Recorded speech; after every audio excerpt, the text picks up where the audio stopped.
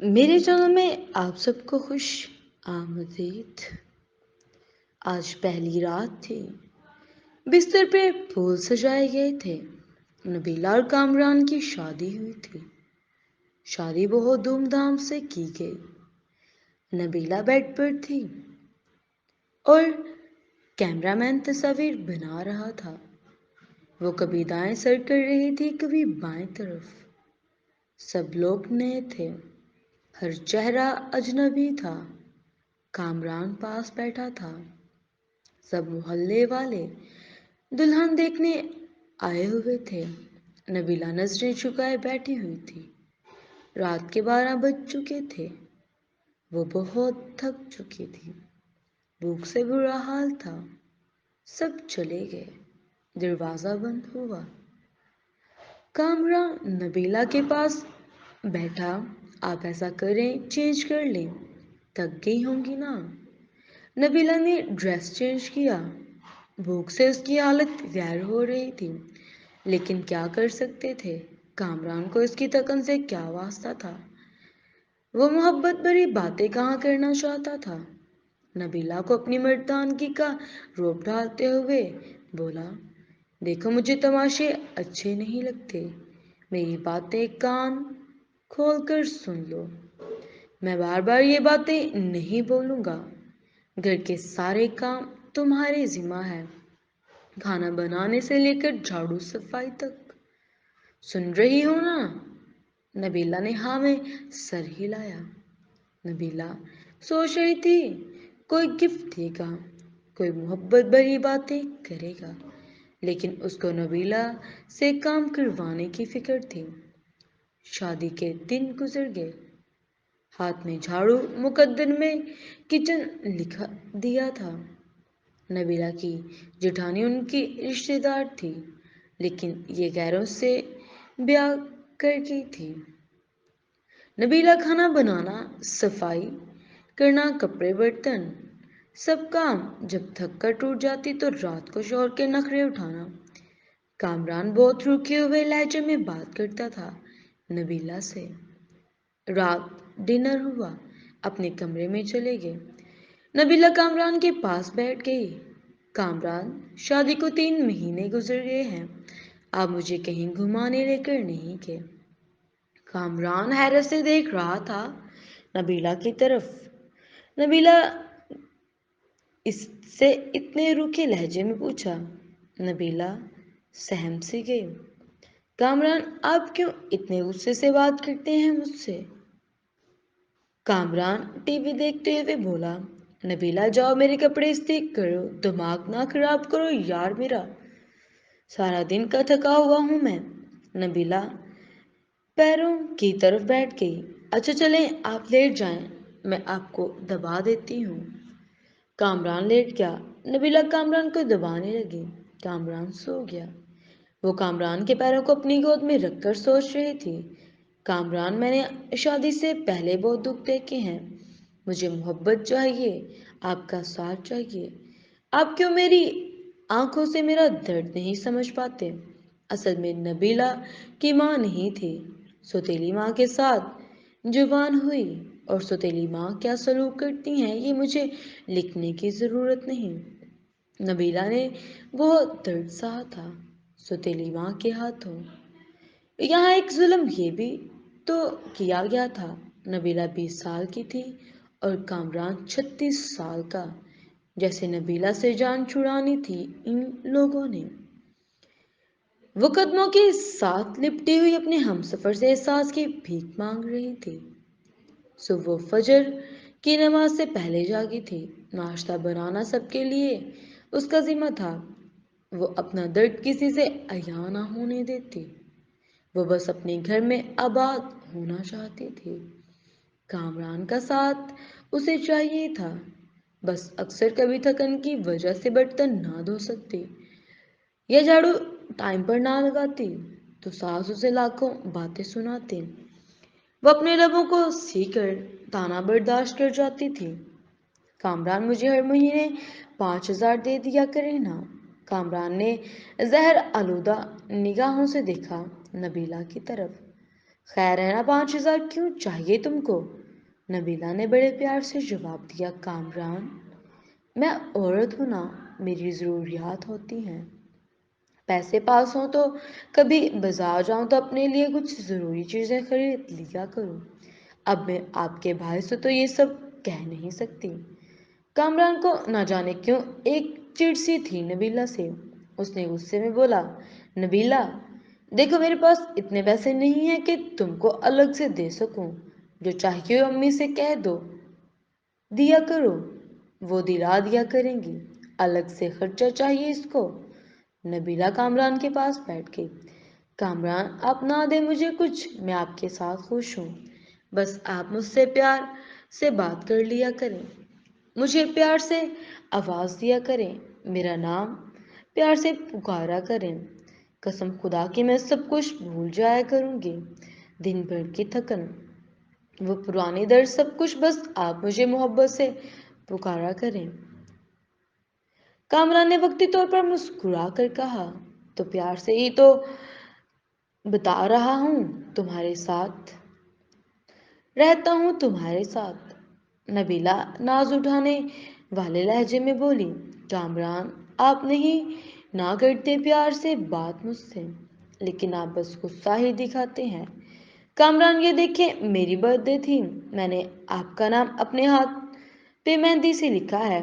कामरान जैसे बस बेजार सा हो रहा था उस बातों से।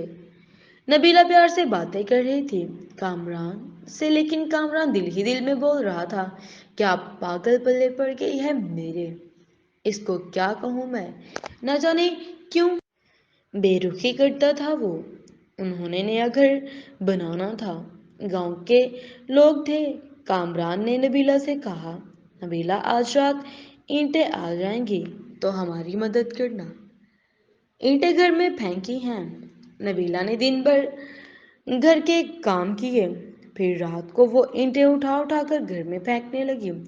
रात के 3 बज गए थे, काम खत्म हुआ। उसका जिस्म दर्द और थकन से बेजान सा हो रहा था। कामरान लेट गया। नबीला पास गई, कामरान प्लीज मेरा सर दबा देना, मुझे बहुत दर्द हो रहा है। कामरान ने करवट बदली, यार जाओ पेनाडोल खा लो, मुझसे दबाया नहीं जाता।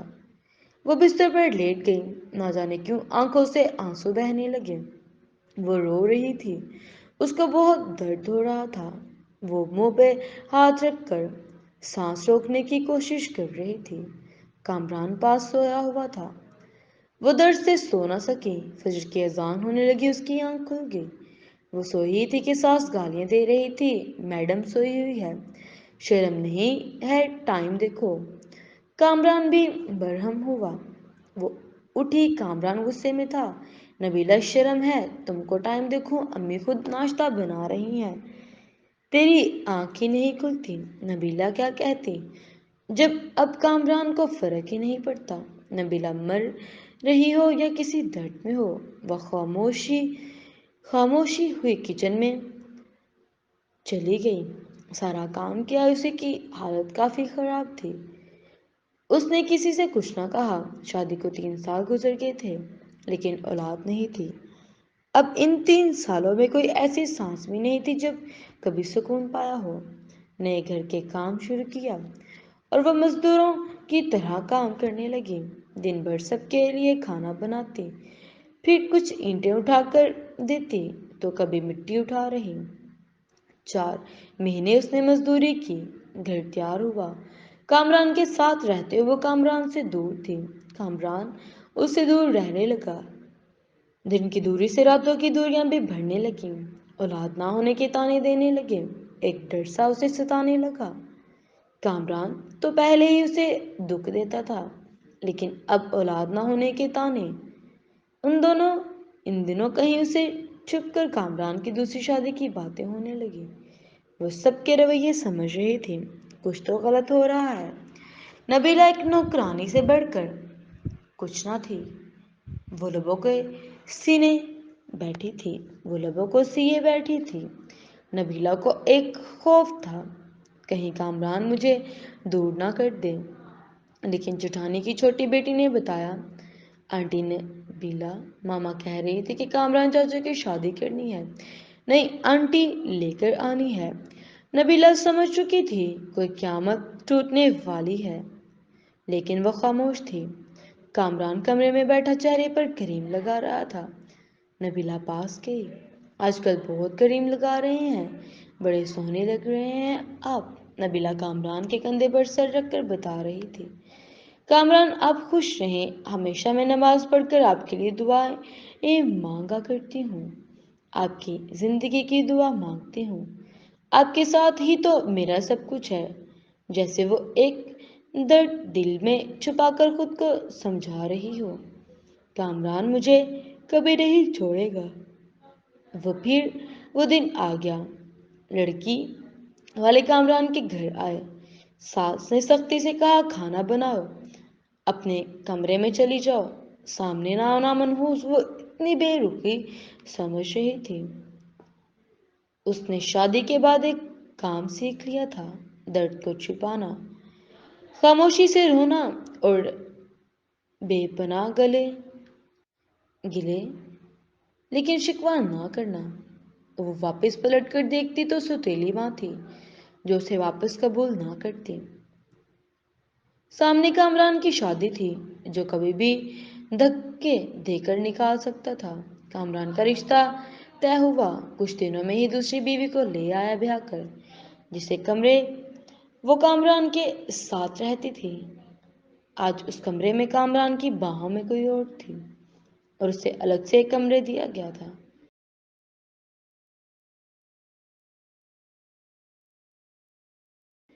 وہ حسرت بھری نگاہ سے سب دیکھ رہی تھی۔ کامران اپنی دوسری بیوی کو مریخ گھمانے لے گیا۔ وہ بہت خوش تھا، لیکن ایک دھمک درد نبیلہ کو کھائے جا رہا تھا۔ گھر کے کام، دن بھر کی تھکن، رات کی تنہائیاں، درد بے پناہ۔ لاپرواہی نئی دلہن کو سب بہت پیار کرتے تھے، لیکن نبیلہ ایک کونے میں پڑی شاید موت کے قریب آ گئی تھی۔ اور پھر ایک رات وہ کمرے میں سوئی ہوئی تھی، شاید آج وہ درد نہ برداشت کر پا رہی تھی۔ سر کا درد شدید تھا، وہ سر پر دونوں ہاتھ رکھے چیخنے لگی۔ سب اپنے کمروں میں سو چکے تھے۔ درد اتنا شدید تھا کہ برداشت نہ کر پائی وہ کامران کو آوازیں دے رہی تھی، لیکن کامران دوسری بیوی کی باہوں میں سو رہا تھا۔ وہ زمین پر گر گئی، تڑپنے لگی۔ نہ جانے کتنی آوازیں دی تھی اس نے،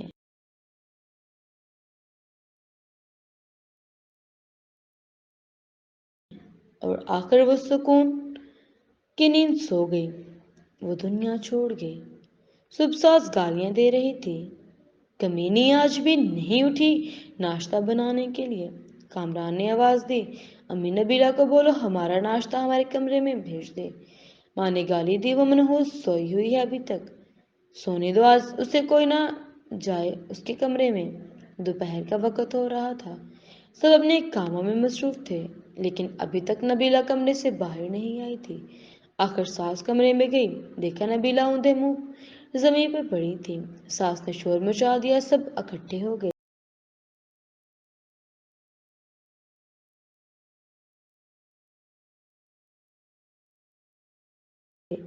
دیکھا وہ اکڑ چکی تھی، اس کی لاش کو چارپائی پہ ڈال دیا، اس کے آنسو ابھی تک آنکھوں میں تھے۔ اچانک سے کیسے مر گئی؟ ان لوگوں نے اسے دفنا دیا، جنازہ ہوا، کوئی آنکھ نہ روئی۔ ایک دن اس کے کمرے کی صفائی کرتی کامران کی دوسری بیوی نے دیکھا کچھ رپورٹ اور دوائیاں تھی اس کے کمرے میں۔ وہ دیکھ کر حیران ہو گئی، اس کو برین ٹیومر تھا، نہ جانے کب وہ یہ درد سہ رہی تھی۔ ایک ڈائری بھی لکھ رکھی تھی، یہاں وہ اپنے درد لکھا کرتی تھی۔ اس کی ڈائری کے کچھ جملے، کامران مجھ سے روٹھا روٹھا رہتا ہے، میری طرف دیکھتا ہی نہیں، آج میں نے سارا دن مزدوری کا کی، کامران نے مجھے ٹھنڈا پانی پلایا، میں بہت خوش ہوں۔ کامران کہتا ہے میں بہت اچھی ہوں، لیکن پھر بھی پتہ نہیں کیوں مجھ سے دور رہتا ہے۔ آج میں اس کے لیے تیار ہوئی تھی، خود کو سنوارا تھا، لیکن پاگل نے ایک بار بھی میری طرف نہیں دیکھا۔ پھر میں بھی ناراض بھی نہیں ہوئی، وہ بہت ڈانٹتا ہے۔